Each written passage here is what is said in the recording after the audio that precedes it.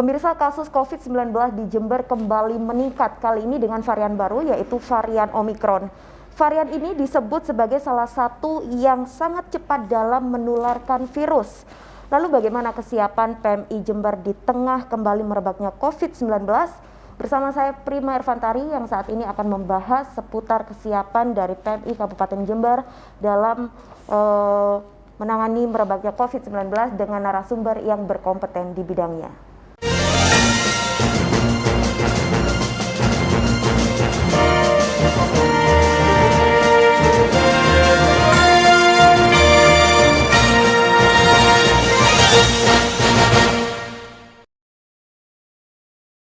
Pemirsa, saat ini saya sudah bersama dengan dua narasumber dari PMI Jember. Yang pertama adalah Ketua PMI Jember, Bapak EA Zainal Marzuki, dan yang kedua adalah Kepala UDD PMI Jember, Dr. Dudung Ari Rusli. Kita sapa terlebih dahulu pemirsa. Assalamualaikum Pak Zainal, bagaimana kabarnya? Waalaikumsalam warahmatullahi wabarakatuh. Kabar baik. Alhamdulillah. Semangat. Alhamdulillah. Dokter Dudung, bagaimana kabarnya dokter? Alhamdulillah dalam kondisi baik. Aktivitas masih berjalan dengan lancar seperti biasa Insya ya Allah. dokter? Iya, begitu dengan Pak Zainal ya. Baik, ini saya ingin bertanya terlebih dahulu kepada Pak Zainal. Bapak melihat kondisi Jember saat ini dengan kasus COVID-19 yang mulai meningkat dari varian yang pertama hingga varian yang terbaru yaitu varian Omikron. Nah, ini bagaimana antisipasi PMI Jember sendiri untuk menghadapi lonjakan kasus COVID-19 dengan varian yang terbaru yaitu varian Omikron, Pak Zainal? Tentu PMI Jember sesuai fungsi tugasnya, apa yang harus dilakukan menghadapi perkembangan COVID-19 terutama Omikron ini, maka kita sudah pertama memerintahkan kepada lingkup setempat untuk melakukan penyemprotan desinfektan dan mewajibkan seluruh karyawan kita, kekuatan PMI agar mentaati prokes. Ya, tentu ditambah vitamin-vitamin. Hal ini tidak hanya berlaku pada kita di lingkup PMI, kami sudah membuat program untuk melakukan sosialisasi kepada masyarakat tentang prokes. Nah, tentu nanti akan diikuti berbagi masker. Yang berikut, kita siap melayani masyarakat yang membutuhkan penyemprotan desinfektan agar kita membuat pencegahan terhadap penyebaran COVID ini. Tentu akan kita layani. Dan kita nanti kalau memang perkembangannya agak kurang menguntungkan, ya tentu kita akan semprot kayak dulu secara merata. Nah, di sisi yang lain, tentu kita dalam hal penanganan COVID ini, kita sebagai salah satu pihak yang mendukung program pelayanan kesehatan untuk mengenai penyebaran COVID ini, ya PMI Jember tentu akan mempersiapkan apabila dibutuhkan dari rumah sakit dan dokter yang menangani terhadap penyebaran COVID ini, penanganan penyembuhannya harus memerlukan PK, plasma konvalesen, ya kita akan siap. Baik. Ini pertanyaan yang sama kepada Dokter Dudung sebagai Kepala UDD PMI Jember. Perannya seperti apa dalam mewujudkan apa yang tadi sudah dijelaskan oleh Pak Zainal, Dokter Dudung? Terima kasih. Jadi peran kami kebetulan saya adalah saya Kepala Unit Donor Darah Palang Merah Indonesia Kabupaten Jember yang bertanggung jawab terhadap penyediaan darah di Jember.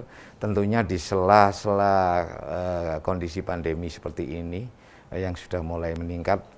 Tentunya kami tetap konsisten melakukan kegiatan membutuhkan kebutuhan darah untuk pasien maupun melakukan atau menyelenggarakan kegiatan donor baik di dalam gedung maupun di luar gedung. Dan tentunya karena kondisi khusus seperti ini yang tentunya kami sudah sampaikan kepada para petugas kami untuk melaksanakan apa yang disebut dengan prokes, yaitu selalu memakai masker dan kalau petugas kami ketika di lapangan tentunya dia sudah menggunakan alat pelindungan diri yang cukup. Nah, seperti itu.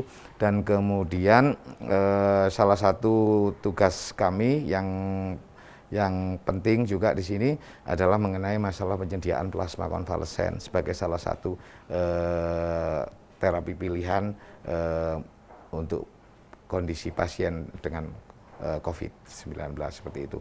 Kami dalam rangka ini kami sudah menyiapkan baik infrastrukturnya maupun suprastrukturnya. Baik, kembali ke Pak Zainal lagi. Ya, baik, Bapak terkait upaya preventif untuk antisipasi lonjakan kasus COVID-19 sudah mulai dilakukan ya Pak, sudah mulai ada wacana. Nah, ini untuk actionnya kapan Bapak? Kita ini sudah mulai hari Jumat yang lalu, ya sudah Jumat yang lalu kita sudah melakukan sosialisasi protokol kesehatan. Seperti semula, PMI selalu akan menemani masyarakat, mengingatkan dan mengajak masyarakat agar pertama mentaati protokol kesehatan sesuai ketentuan yang telah ditetapkan. Yang kedua tentu kita melayani masyarakat. Sudah kita mulai di lingkup kita dan sudah ada beberapa kantor juga minta dilakukan penyemprotan. Itu sudah kita lakukan ini sudah seminggu yang lalu, ya. Dan kita terus akan melayani kapanpun masyarakat meminta. Sudah barang tentu yang lain kita terkoordinasi dengan pemerintah kabupaten dan mendukung pemerintah kabupaten upaya-upaya lain yang ada di PMI, yang pasti ada di PMI dan kami akan lakukan.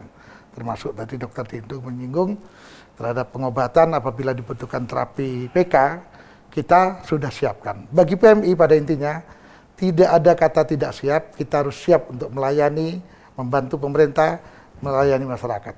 Wow, sangat luar biasa sekali, Pak Zainal. Baik, kalau Dokter Dudung gimana dokter? Apakah ada yang ingin ditambahkan dari apa yang disampaikan oleh Pak Zainal barusan terkait sosialisasi tersebut? Jadi begini sih, kalau pada kami sesuai dengan tupoksi kami, kembali lagi kepada tupoksi kami sebagai penyedia darah dan plasma konvalesen. Tentunya untuk persiapan ini kami, yang jelas kami untuk plasma konvalesen, untuk penyiapannya salah satunya tentunya adalah pendonor plasma konvalesen yang sifatnya khusus. Selain kami sudah pernah melakukan sosialisasi yang terus-menerus, salah satu yang harus kita lakukan adalah update database. Karena sifat untuk para pendonor plasma konvalesen kita lebih cenderung pada donor calling, intinya panggil, kita panggil ke sini, dan kebetulan kami sudah mempunyai database untuk para pendonor plasma konvalesen, dan tentunya langkah-langkah yang selanjutnya harus kita lakukan untuk melakukan pengamanan terhadap produknya.